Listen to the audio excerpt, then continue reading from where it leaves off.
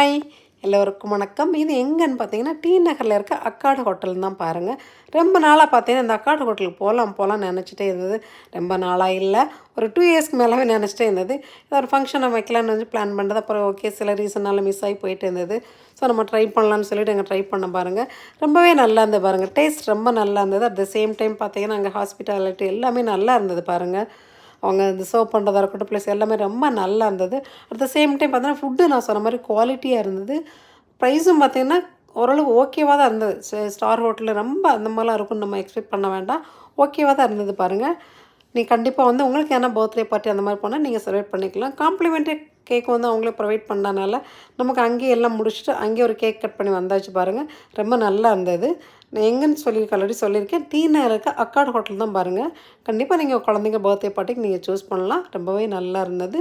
Okay, thank you, bye.